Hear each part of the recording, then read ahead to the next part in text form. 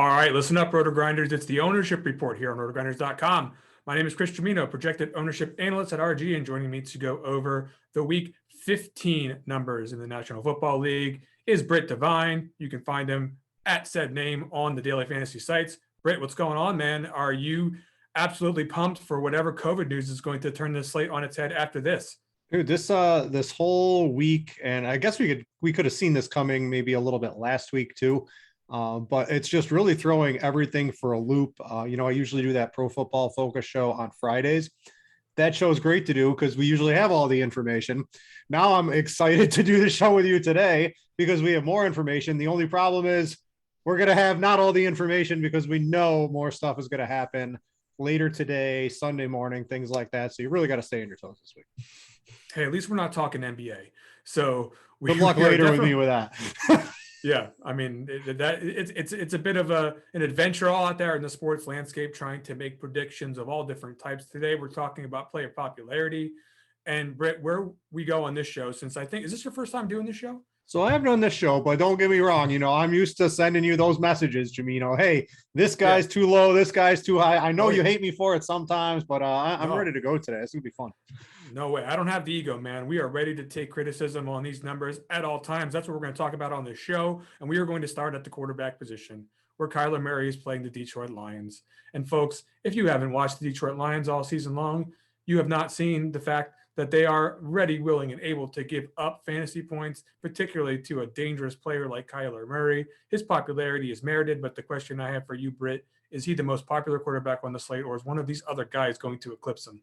Well, the problem with this slate is we only have we're down to 9 games, which is the lowest amount we've had all season.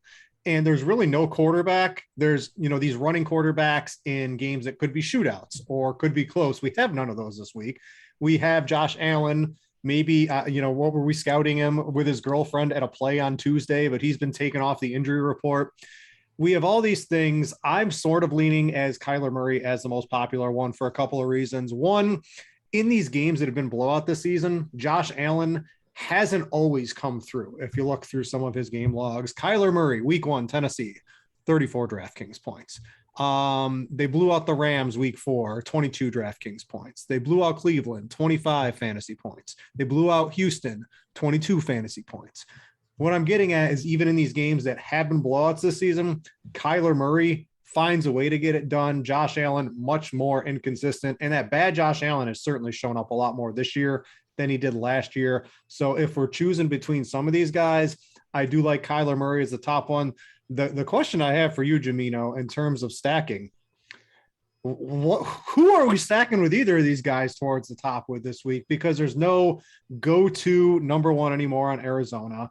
Josh Allen likes to spread it around a lot. I'm having trouble really trying to nail down who to use these guys with in tournaments.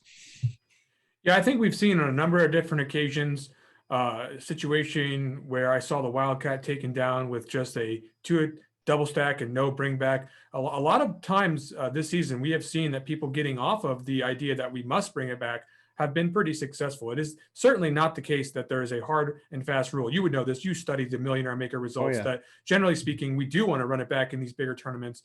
But I will say that I don't think with Kyler Murray, it is an absolute essential that you have a pairing, albeit if you can get multiple lineups in there and try to mix it and match that receiver pairing with him, you will probably find more success in the long run. That's my opinion on it. As far as bringing it back with the Lions, though, good luck. I got one for sure. I'm going to be running it back with, but we'll save that for later in the show. Yeah, and you'll see, like I said, we'll talk about this a little. Like you said, we'll talk about it a little bit later. Let's talk about Josh Allen though, because we're not confused about what to do with the stacks here. When you look at the DraftKings setup, it is extremely easy to double stack Josh Allen with the options available to him. Cole Beasley, if you're looking for a somewhat safer median score. You've got Gabriel Davis also on the cheap to stack him with, and Stephon Diggs isn't necessarily through the roof in price. You can, get Dawson Knox in there. You're going to see lots of Josh Allen. That's my point. Yeah, I think Allen's going to fall just behind. I agree completely. Both of these guys up towards the top. I think the field will prefer Kyler Murray, specifically on DraftKings. It saves you 200. He is 100 more on FanDuel, so it does get a little bit closer there. But I do think the field is going to prefer Kyler Murray just a smidge over Josh Allen. I have no problem with Josh Allen. He can get there on the ground. We saw that last week. He can get there through the air. It's just if you have to pick one, I feel Kyler probably not only, right, he's in a dome in Detroit versus Josh Allen playing in the cold in Buffalo. We know how this cold weather can sometimes be. It doesn't really affect Josh Allen, all things considered. I'm taking Kyler Murray over Josh Allen in tournaments, but I'm certainly behind Josh Allen being the second most popular quarterback. Now you will see on Yahoo, I think the pricing difference there, $34 for Josh Allen. I think Kyler Murray's 41. So I think you'll probably end up taking the 34 for Allen more often on that particular site, and you'll see the ownership reflect that there. Now, Tua, I just mentioned him. Now he's 5.7 on DraftKings. You probably don't need to get there or want to go there as much on FanDuel, where he is, where the pricing structure just a little bit softer this week. But on DraftKings, that 5,700 can get you someplace, and you also got some pretty cheap and effective pairing options against a weak Jets passing defense. Do you believe that Tua will be popular? So I do think Tua will be popular. I think the problem I'm having with him is it's almost too popular, I guess, when you include his stacking options, in my opinion, right? Because who's the wide receiver of the week? Devontae Parker. Who's the tight end of the week? Mike Gesicki. Who's the running back of the week? It's Myles Gaskin. So you combine all of those together, and you're forcing yourself when you take him with some of those options because they're cheap.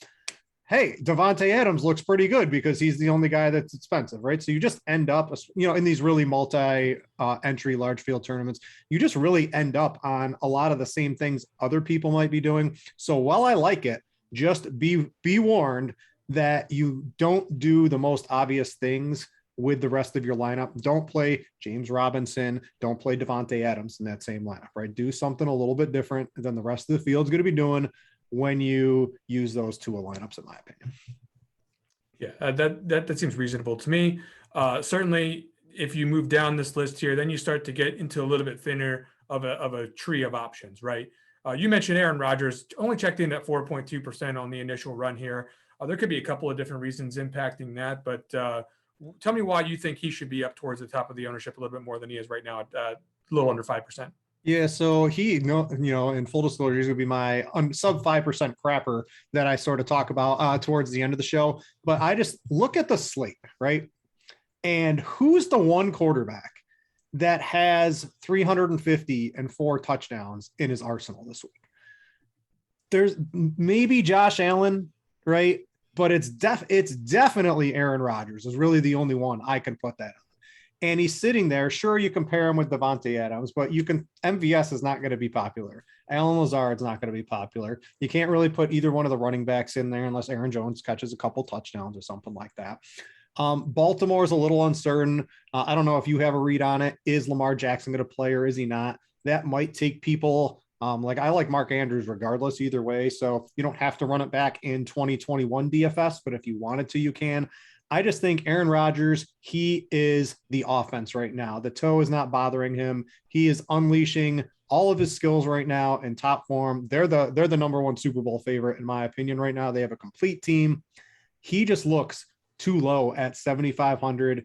And if people are playing Kyler Murray and Josh Allen and Tua with Devontae Adams, I'd rather just play him with Aaron Rodgers personally and get all of that upside. I just think he's a little too low in terms of the projected ownership. If that creeps up a little bit, maybe I change a little bit, but I do like he's going to be behind Kyler, Josh, Tua, and Dak for sure.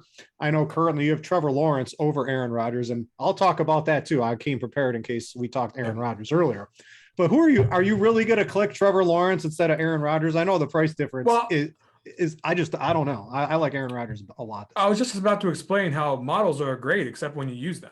And in this particular case, Aaron Rodgers is 7.5 and he's projected for 19.87 DraftKings points. And here you've got at 7.9 Kyler Murray for 24. I mean, it's generally leaning in that way, a pretty strong direction. And there are other situations across the entire landscape of the slate why Aaron Rodgers wouldn't have come up in this initial run on a Friday night. But I will say that I agree that when push comes to shove, even though the numbers say, hey, maybe you might want to consider Trevor Lawrence at 5.1, are people really going to click that? There's some arbitrary biases that get plugged into who people want to play on each NFL Sunday. And I will definitely take a look and see if maybe Aaron Rodgers is a bit under projected here at under 5%, because what you're saying does make sense. Now, all those Baltimore secondary players. I love Aaron Rodgers if he's going to come along this week. So let's take a closer look here at some of these guys where we have some question marks. I mean, are people, people love George Kittle and Deebo Samuel. Are they going to also love pairing that up with Jimmy Garoppolo against the Falcons?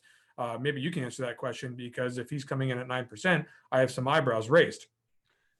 So I guess this is my personal take, regardless of your projections or anyone's projections, is one, I am very down on Deebo. He is a running back first and a receiver second. I need Deebo at his price tag to be a receiver first and a running back second. So he is very low on my totem pole this week. He's someone I would be fading if he comes in as high owned as he does. This is the George Kittle, the Brandon Ayuk show. And I do think they can pass a little bit, because Jeff Wilson is another person who I think is about a total zero. I just think he's not good. He's not 100%. I don't like Jeff Wilson this week. So I can certainly get behind the Jimmy Garoppolo stacks to Kittle. That makes a lot of sense. You throw in Ayuk. I would not be paying that price for Deebo, in my opinion.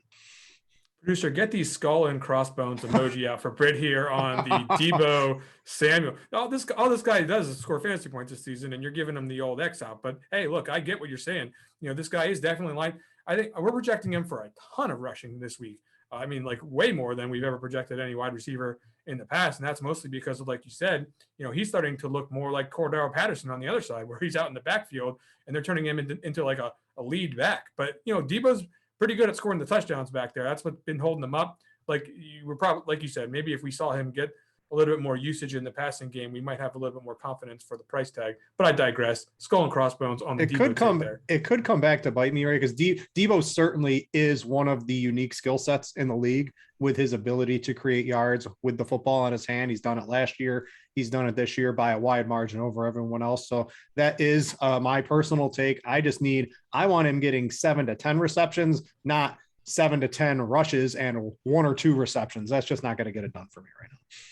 All right, let's talk about one more quarterback here. Well, 2 more really, because I want to hear is anyone actually going to play Trevor Lawrence take? But Dak Prescott here, his 6,500 seems to fit in pretty well in some of the better looking builds, at least by our projections. I'm not sure how it compares when you plug in the varying takes on players throughout the industry. But Dak Prescott is certainly in the realm of playability. You would agree. The question is, in this matchup with the Giants, is it going to be too slow and run centric for Dak to get there for a tournament, or do you think we might start to see some of the stuff we saw in Week 1 from Dak? I'm expecting them to lean on the passing game, right? Well, unless Tony Pollard comes back, it's just Zeke. They need to baby Zeke. We saw that last week. They get the lead. Zeke starts taking a break here. He's not fully healthy. They're going to baby him to get into the playoffs. Pollard comes in, and if Pollard's fully healthy, maybe they can lean on the running game a little bit more, because I honestly think Pollard's probably a better fit for the Cowboys offense than Zeke is as the lead back, in my opinion, at this point. I don't even think that's a hot take anymore, but Dak looks pretty good. I definitely prefer Aaron Rodgers over Dak. I mean, what Dak throwing for 350 and 4 touchdowns, right, against the Giants probably isn't going to happen, because what do the Cowboys want to run the ball and the Packers want to throw the ball. So this would be like my personal, I don't think your ownership projections are off. This is just my take. I would play more Aaron Rodgers and maybe short the Dak Prescott of the world. I like the other guys. I like Murray. I like Allen. I like Tua probably a little bit more than Dak, because he just has that lingering calf issue. It's hard to they spread it around so much. They have the 3 fully healthy wide receivers now. They still have Schultz at tight end. They've dumped it off in the passing game.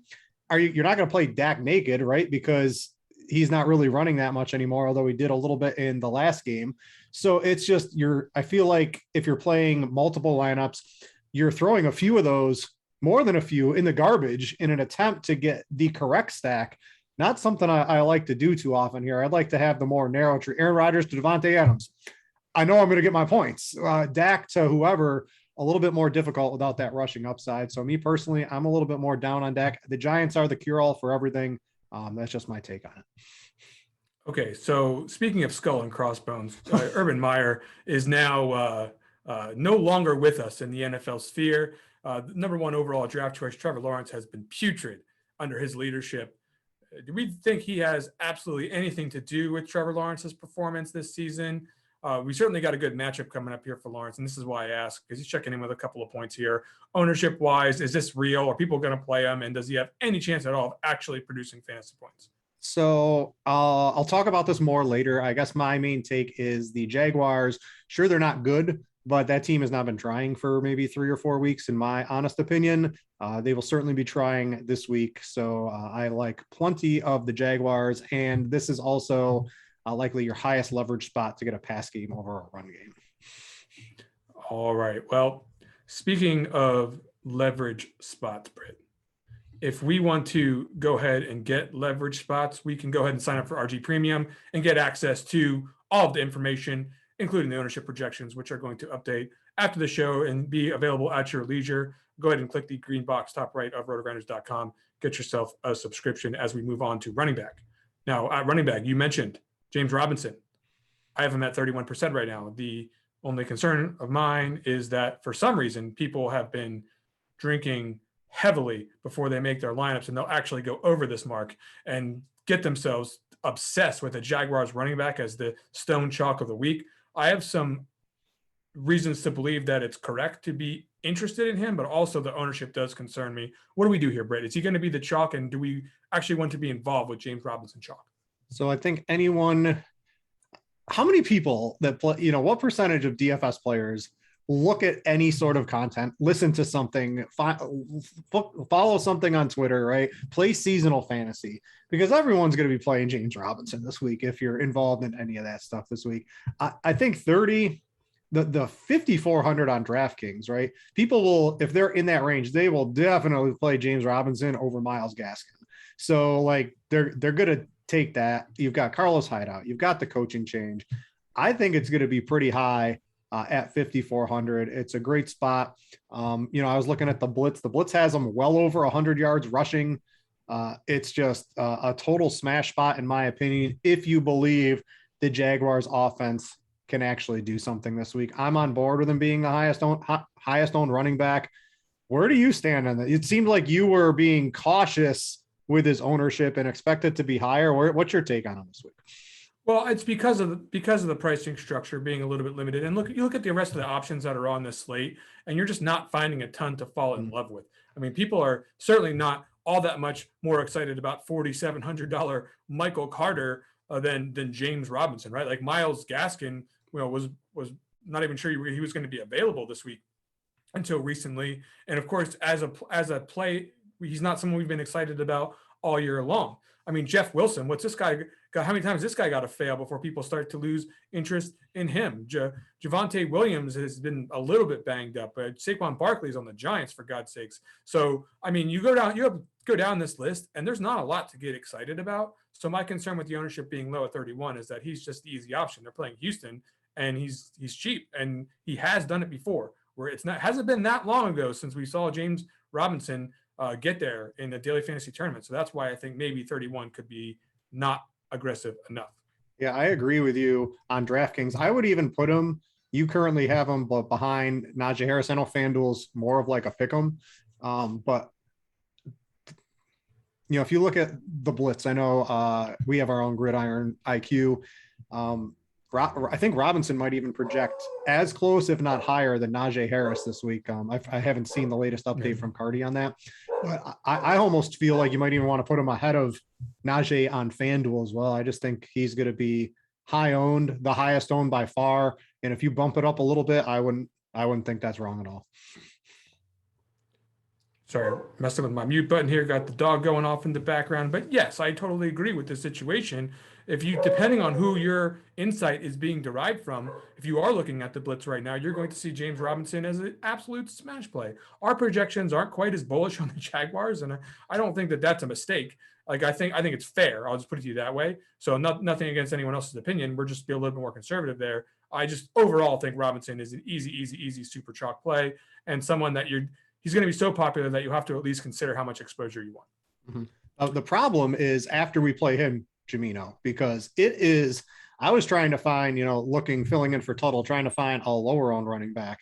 there really aren't any that you want to use. You really need an injury in game to use any of the running backs that come in maybe sub 6.5% owned this week. There's just nothing really tenable to me. Every one of these guys, Najee Harris, I agree, because we have nowhere to go for full workload involved in the passing game. I think he should have plenty of ownership as well.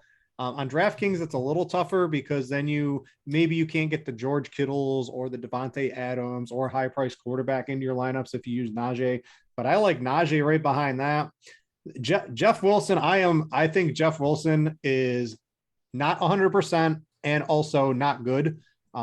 He would be, I mentioned I like that 49ers pass game minus Debo. I'm sort of out on Jeff Wilson. Maybe you can be on Debo if you think he's going to take some of his rushing yards, but people are going to use him.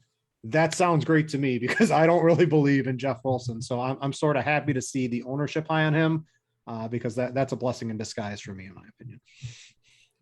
Not too long ago, Jeff Wilson, not good, wasn't really a hot take. So I'm not going to fault you there for having this opinion of the guy, albeit anyone in the 49ers run game always has a chance here. So he's very liable to get that skull and crossbones right out for you again. But I will say that I'm not in total disagreement with what you're saying. Now, Michael Carter, I mentioned him very briefly a second ago. He's 4,700. The Dolphins are a relatively good defense and the Jets stink on offense. But he does have the capability to have a pretty premier role if they want to give it to him. And then we're at the point in the season where we start to see some of these young guys ascend and get more workload than even we're projecting in certain spots. So do you think that Carter fits the bill as a guy that people are less excited about than they should be at this price? Or is this a situation where you don't want anything to do with the Jets against a pretty good defense? All right, so I'm looking for the game Michael Carter was good without Mike White at quarterback, and there isn't one. So all of those targets were really needed for Michael Carter, and I don't know if that's going to be Zach Wilson's. We've got coach speak, right? We're going to get a good workload for Michael Carter this week. I think NFL coaches have been proven to lie to us most of the time, Gimino, instead of giving us usable quotes. They've got Tevin Coleman, their buddy. Well, they've got. Where else are you going to go? I mean, you need some running. I don't hate him, but I don't know. He's not someone I'm looking to jam in 100% on my teams or anything like that this week. Sorry, I almost interrupted you. They've got two Michael Carters on the team. Maybe they were talking about the cornerback. Yeah. Maybe they're trying to get that guy a good workload out there with Devontae Parker. Who knows? But at the same time, this situation is definitely a little ambiguous. The price points and the projections say he's not too bad of a play.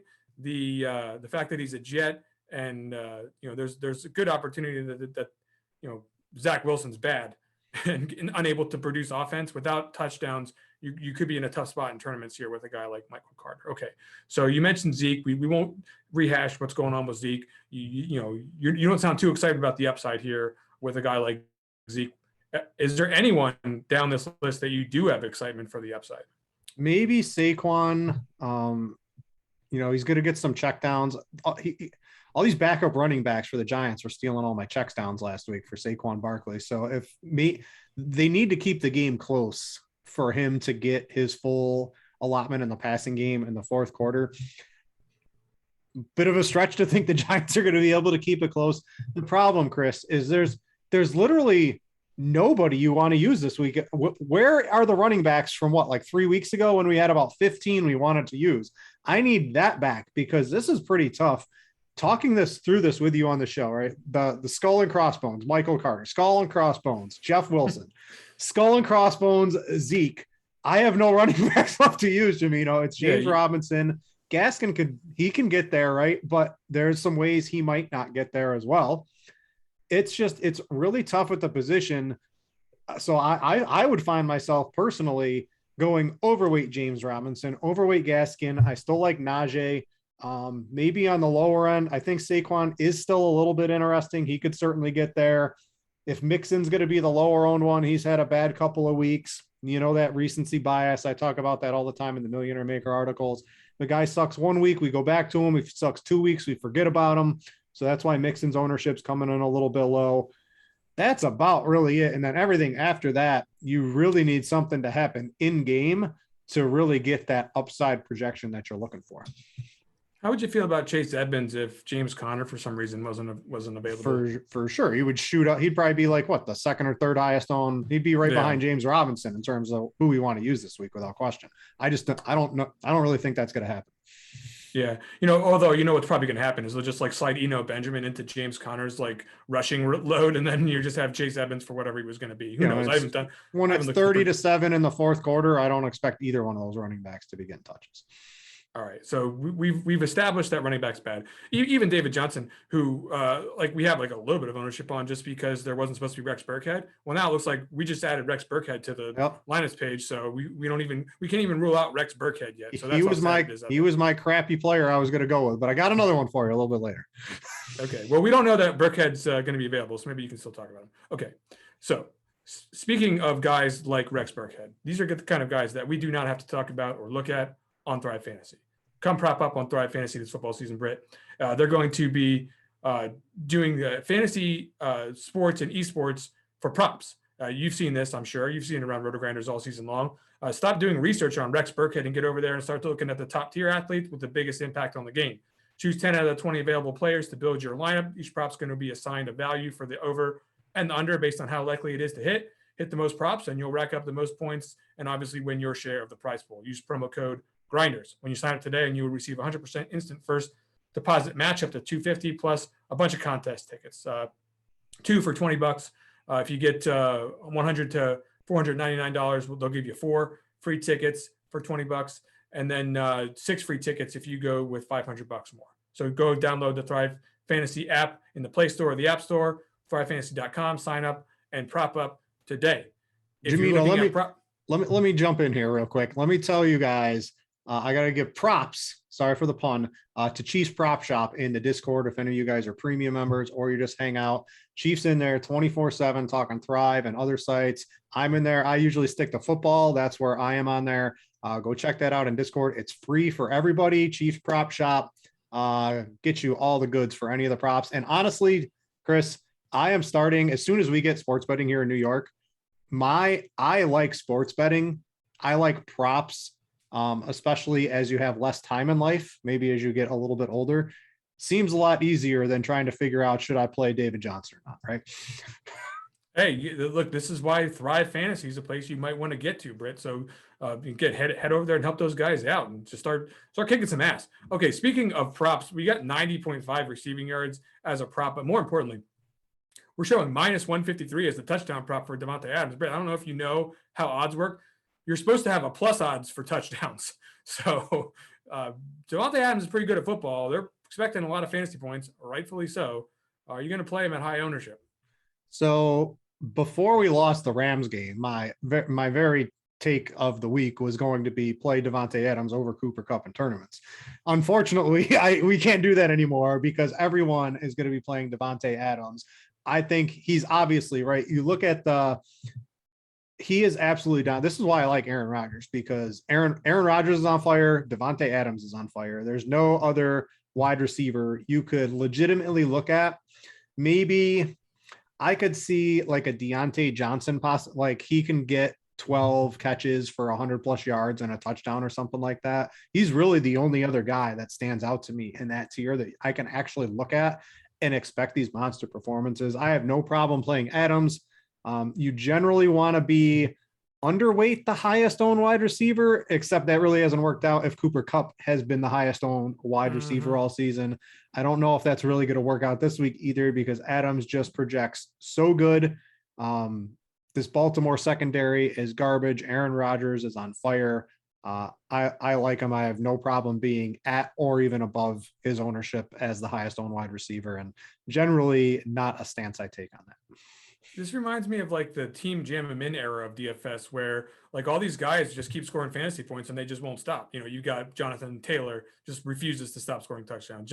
Davante Adams, similar situation. Just well, I mean, I guess in recent weeks hasn't been that great for him. But when you see 30-point performances, 2 out of the last 4 weeks, you've been sad that you didn't have Davante Adams. And Cooper Kupp is even worse. So situation here with Adams, as you mentioned, very good and worthy of the ownership by your recommendation. Now, Devontae Parker is a much different story. He's only 4.3, so the price tag is less than half of what you're paying for Davante Adams, but you're also getting him against the the Jets with Tua. There's a lot of ups and checks and minuses here with a guy like Devontae Parker in terms of whether he's going to help you win a daily fantasy tournament.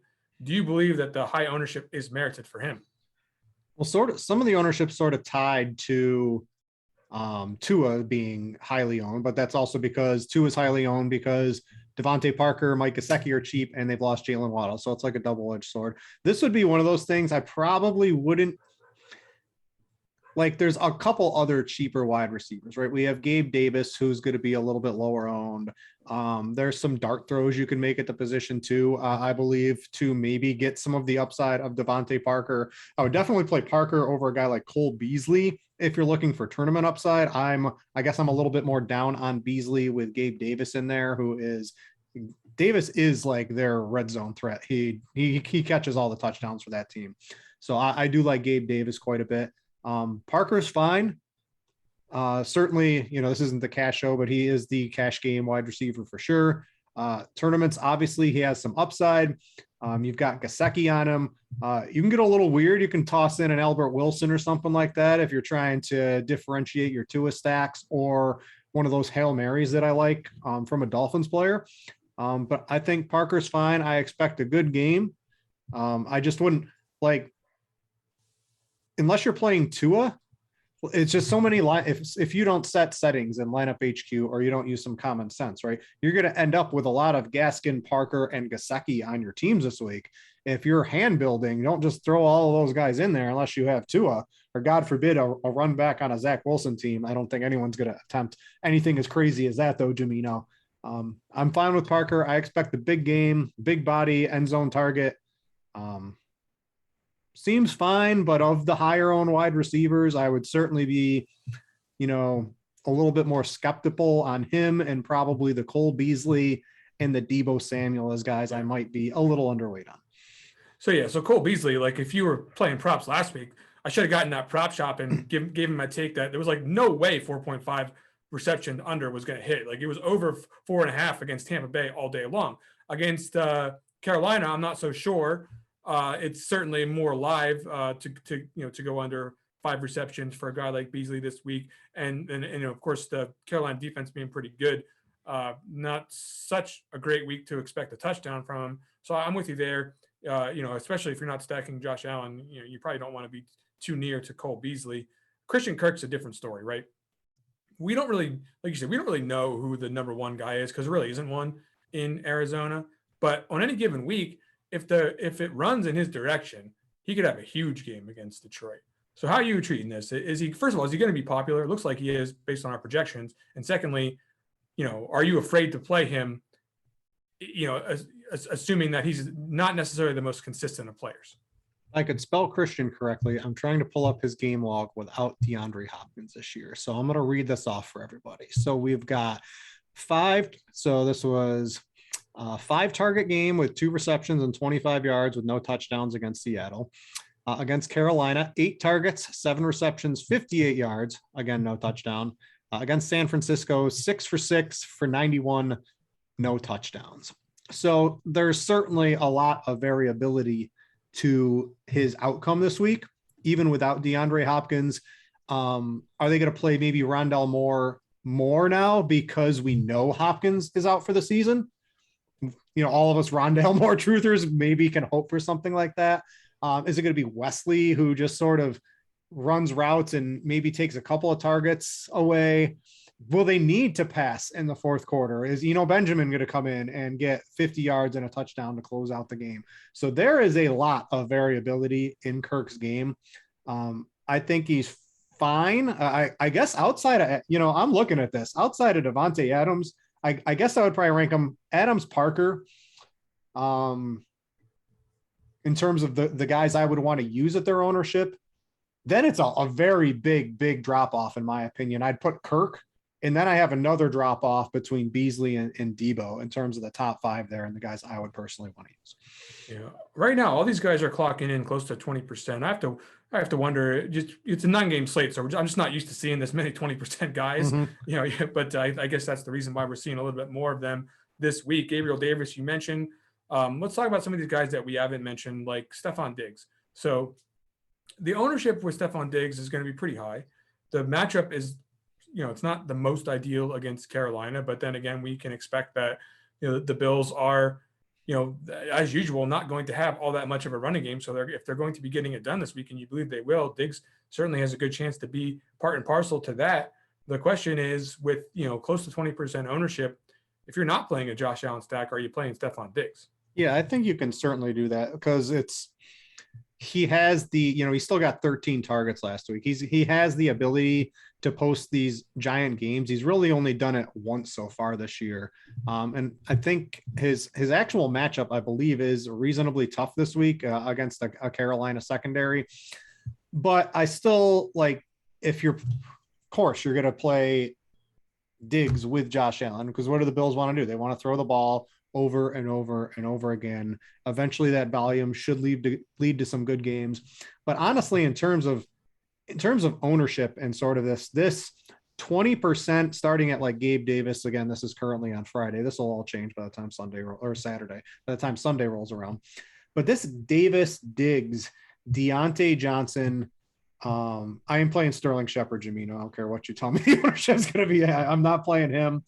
AJ Green, CeeDee Lamb, Ayuk, Jamar Chase. This is where I want to live this week, because these are some really good players that have that slate breaking upside that for one reason or another, people aren't going to use, right? So if everybody's using Christian Kirk and AJ Green's going to come in at a 3-1 advantage in ownership, right? Of course, I would want to play AJ Green over Christian Kirk in that specific one. So this is the tier I want to live in this week. I even have some guys who you currently have very low that I am very interested in. So I'm going to have to try to change your mind on a couple players as we progress. Yep, and certainly we'll have to examine if you like them. Other people, Britt, believe it or not, you don't see things that other people don't see. I mean, most people are pretty smart out there playing DFS these days. Or at least there's a lot of people that are. So if you're seeing it, I'll have to question whether or not maybe the ownership needs to be a little bit higher. But I'm just a total donkey. I go with what I think, and I listen to very few things over the week. I have my opinions, and I generally try to stick to them. Yes, Britt, once again reminding us he is a donkey. But I will still say that if you've got an opinion on a guy being too low, I want to hear it. Okay, so you mentioned Deontay Johnson. He's certainly going to be over 15% owned. There's not a lot to get excited about here with Sterling Shepard, albeit that if he does what he has been doing with Daniel Jones, he could certainly be a pretty good play, but it's not going to be Daniel Jones. It's Mike Lennon. He stinks. So a little bit tougher to get behind that. Anything else here in the mid tier you want to talk about before we get to tight ends? I mentioned Deontay Johnson. I want to stress him again. I think he could possibly be in line for a big game. Let's see. Ayuk for sure. I would bump his ownership up if you're anti Deebo Samuel like I am. I that's a great. I do a lot in the stock market. You buy long one stock, you short another stock. So it's like a pairs trade. If you're over on Ayuk, you're going to be under on a Deebo Samuel, somebody like that. That is something I like to do. That's probably in. Don't sleep on Michael Gallup, and I've got two crappers when we get a little bit later in the show as well. Yeah, don't ask me about stocks. I only own meme stocks, Britt. All right, hey, AMC was up 21% if you were on that yesterday. If you like meme stocks or RotoGrinders ownership projections and this show, go ahead and like and subscribe to this channel. It's a great way to get the content pushed to you when stuff comes off the presses. Again, if you're on YouTube, go and smash the like button. Subscribe if you're on the podcast feed, and get RotoGrinders daily fantasy contact into your ears and eyes. Now, on the tight end position, George Kittle on some sites like FanDuel is going to be exceptionally popular. On DraftKings, he is 7,500, and rightfully so. A little bit less popular because you got Mike Gesicki up top. But is George Kittle going to do it again? Are we going to see the massive performance that we've seen 2 weeks in a row, absolutely pummeling the DFS slate? So the answer is maybe. The thing to think about, right? So if it's not George Kittle, it's definitely Brandon. They have abandoned Jeff. So let's just look at what the 49ers do, right? Jeff Wilson runs the ball horribly, gets no targets anymore. So they're throwing to Hasty and Kyle Juszczyk. Those are not efficient targets. So what have they started to do? Hey, George Kittle, pretty good. Let's get him the ball 40% of the time we throw the football, and good things have happened 2 weeks in a row. Deebo, you're now a pseudo running back, and Ayuk, you do your thing. We're going to give you like 6 to 12 targets. It's going to vary upon how our opponent's playing that week. This is the 49ers offense, how it's operated the past 2 weeks. Why would they not change it? I think they've had reasonably good results. So it's very hard for me to not put Kittle at like a minimum of what, a 30% target share, since he's hit 40% plus in 2 straight weeks, right? So you got to think something like that should continue. If it doesn't, where do those targets go? Does then maybe Debo creep back into getting a couple more receptions? Do they go to Ayuk? So just think about your lineups that way when you're approaching Kittle. I certainly would project him as the highest scoring tight end this week by a reasonable margin. I expect him to be one of the highest owned, specifically on FanDuel. You've got him second owned on DraftKings. I agree completely with that. It's freaking Atlanta. What don't you want to play George Kittle for? Yeah, I think there's an outside shot that maybe he gets above Gesicki here too, who's, again, he's a pretty good cheap pairing option with Tua, but also, just the 5K price point, not completely untenable here. There's not a lot of cheap options either, so that also helps on a shorter slate to see a lot of Gesicki. Kyle Pitts, just, he hasn't lived up to expectations. He's 5.5. I still think, I don't know if people are still going to click the button. Maybe we need to shave off some of that. I definitely, I see Evan Ingram and James O'Shaughnessy are the next guys checking in here. At this point in time, I'm ready to go ahead and do my update for the night and push 25 on Gesicki and 22 on Kittle. I think those two guys are really going to run away with the ownership here at the tight end position. What do you think? Yeah, I do agree they should be the highest owned. Pitts is, since this new offense has emerged post Calvin Ridley, he's getting the targets, but this Atlanta offense is so inefficient that I don't think I'd want to spend for Kyle Pitts when there's another pass catcher who's pretty reasonably outperformed him since Calvin Ridley's gone down. So maybe I like that guy a little bit as a low owned play, specifically if you're trying to do something in that San Francisco game. Evan Ingram, he ain't it. Sterling Shepard ain't it. I'm out on all these Giants. There's no way you can convince me to use these guys. I sort of like the Mark Andrews tier of ownership, where he's like 5% and can post these massive games. Gives you, it's really hard to think after what Kittle's done the past couple of weeks that Andrews has the ability to beat him, but he certainly does in a single game situation. And if it's at 4-1 ownership advantage, and you save some money on a site like DraftKings, that's certainly in the wheelhouse. And you can get reasonably frisky on the low end, I think, this week, Gimino. I don't know how many of these guys I want to talk about, but Dawson Knox, right? He is the Cole Beasley arbitrage du jour of the week, the Gabe Davis touchdown catching leverage play of the week at the tight end position, in my opinion. So he's someone I would certainly give some credence to, as I'm just thinking. Let's save some of the rest of them for the end here. Yeah, I got one more for sure. All right, let's quick run over defense. It's difficult to talk about defense in a vacuum because on FanDuel you often see a lot different pricing structure on these defenses and it's on the slate in general, to the point where you can probably get to Arizona on FanDuel, and against Detroit, I think you're probably going to want to do that. At least you're going to want to consider it closely with a team, like the Dolphins against the Jets, right? Because Zach Wilson's going to throw interceptions. He's going to be up for sacks and fumbles and all the good stuff that we like to see. Who else on defense here is up for fantasy points? I was getting the Bills here against some combination of Cam Newton and PJ Walker, whoever else they're running out at quarterback these days.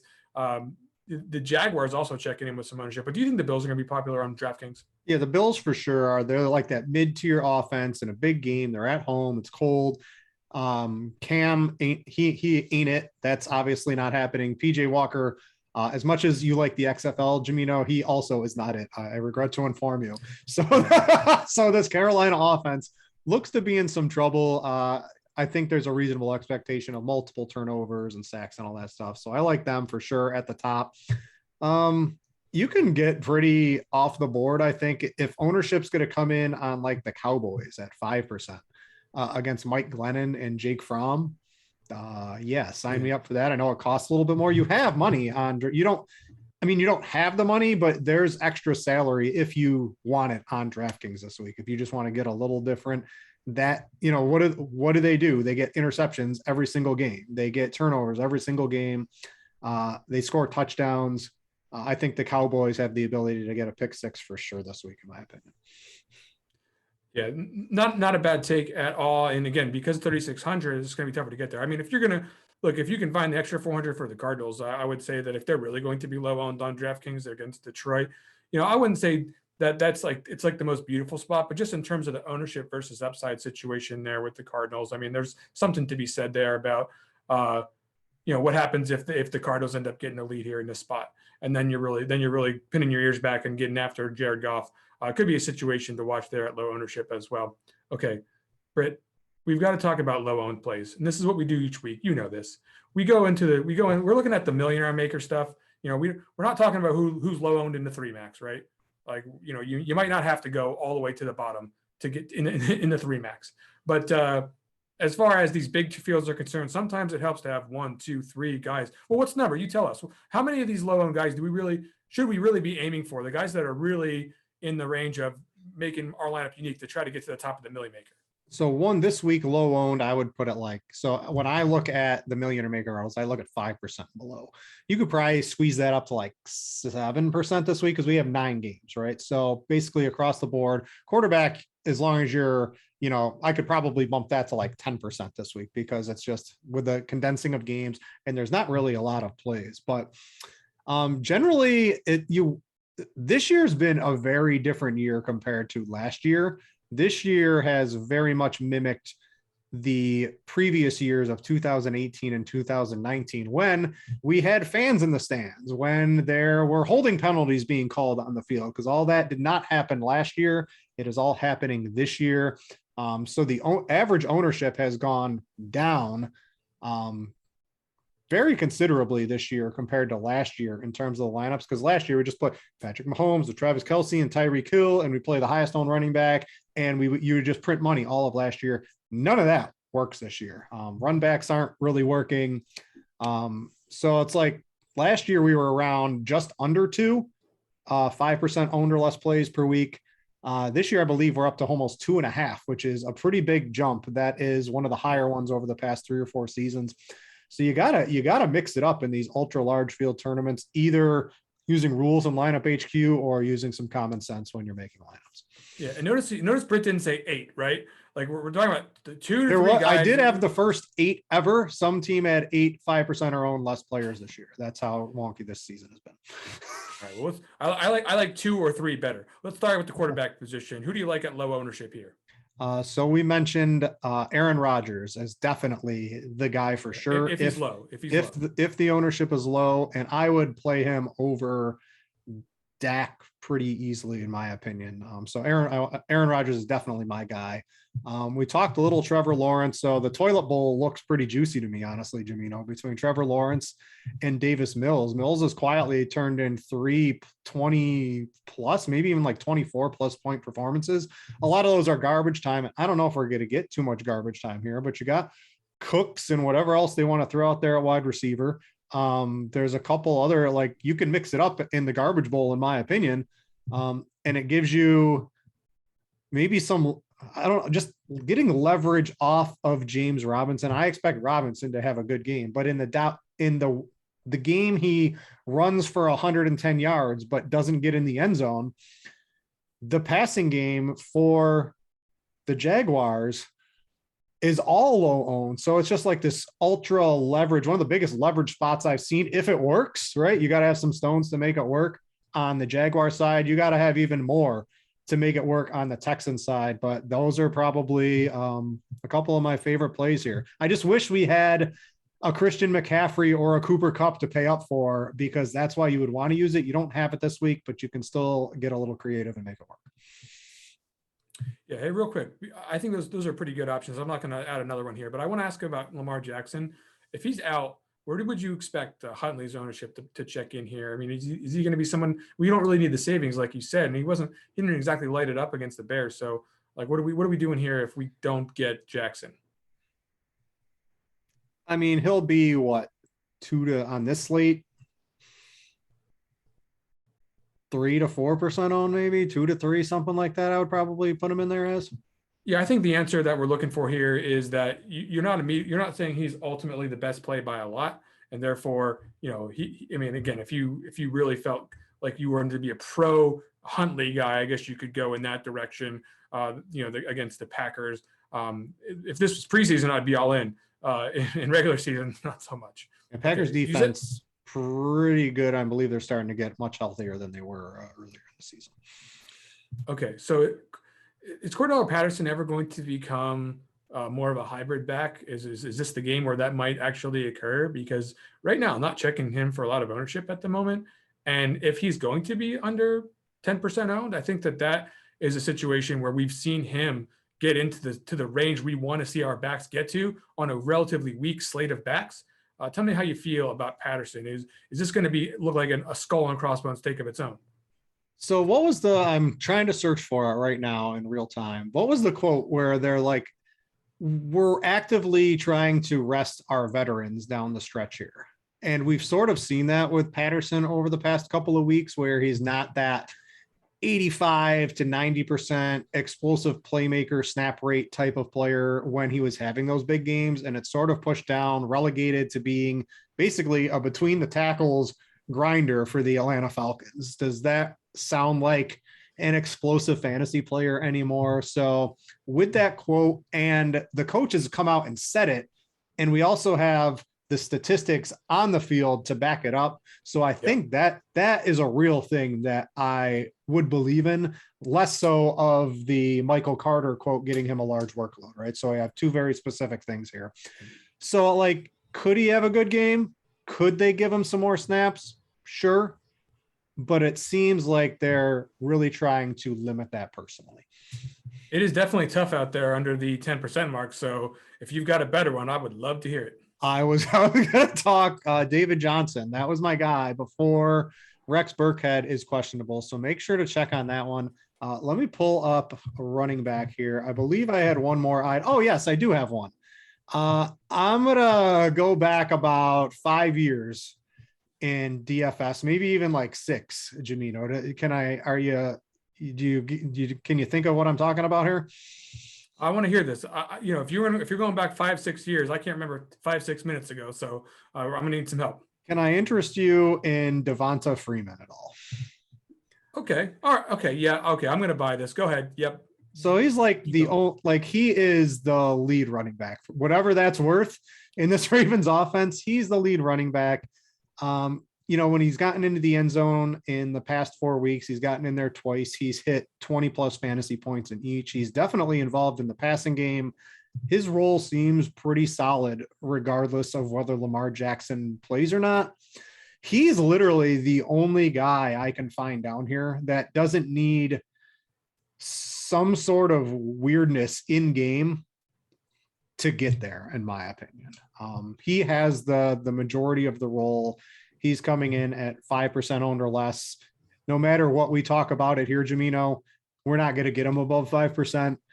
So Freeman's probably that one guy for me. His name's like invisible to me because it's been invisible for so long. I'm glad you brought this up because I think this is a pretty good take. I think there is definitely a chance that Devonta Freeman, if he's going to be under 10% owned, which it looks like at the moment he's going to be, could be one of those guys that could fill that spot pretty admirably at relatively low ownership. Good call. Who do you have at wide receiver? All right. So I got 2 for you. I'm going to start with one where the Blitz personally has this guy super sky high. And that's Amara St. Brown of the Lions. So I'm going to go into why I think the Blitz might have him up as high as it does, because I sort of can get behind this. So since the Lions have lost DeAndre Swift and Jamal Williams, that's been 2 games, they have effectively abandoned throwing to the running backs out of the backfield. They no longer have TJ Hawkinson. There's literally no one else to throw the ball to, Gimino, other than St. Brown. He's done it 2 games in a row.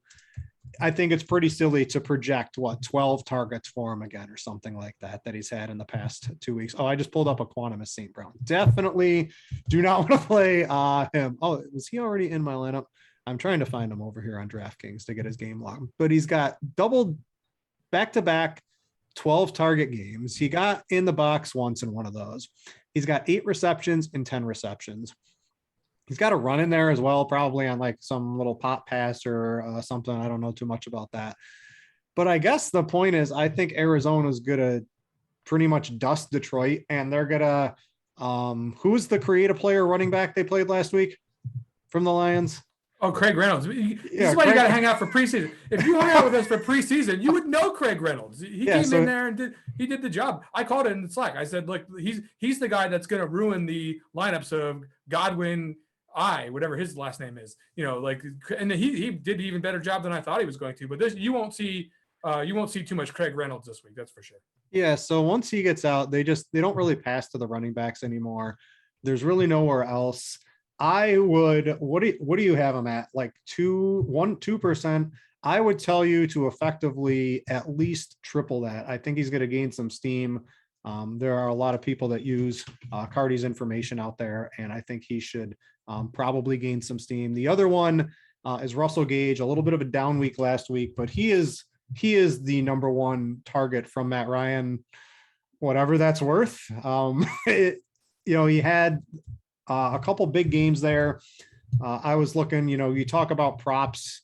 I was over on Prize Picks. His receiving prop was like 49.5 yards or something like that.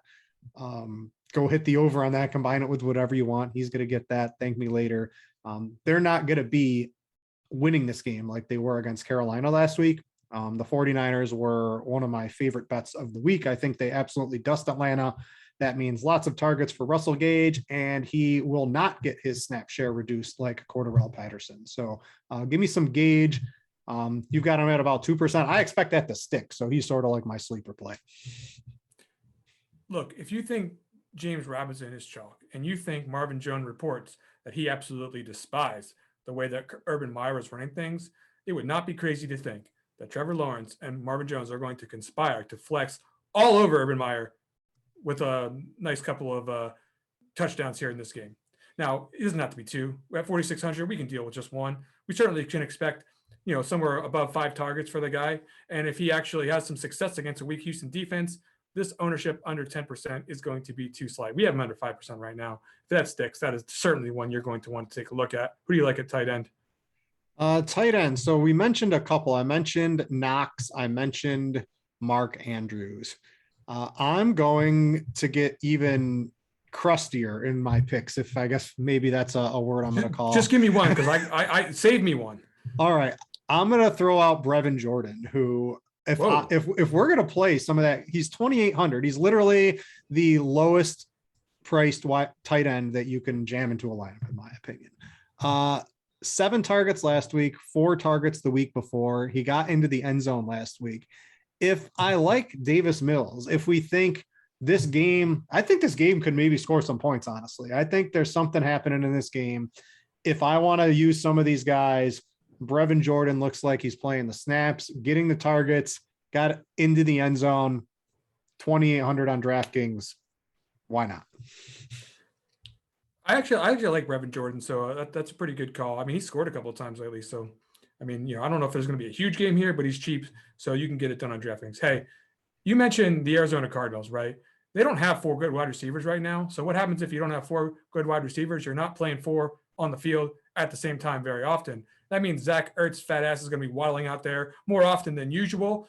And even if he's not, this situation against the Lions, where if you don't like the ownership on Christian Kirk and you don't like the ownership on AJ Green and Rondale Moore, you can go ahead and take a peek on DraftKings at this fairly light ownership at the tight end position for Ertz. Maybe it creeps up a little bit here. I don't expect it to be very high. Certainly won't be as high as your guy, Mike Gesicki, and he could end up getting it done in this spot. Folks, that is going to do it for the ownership report. I wish you the very best of luck in all of your contests. For Brit Devine, I'm Chris Gimino. We'll be back again next week. Go win something.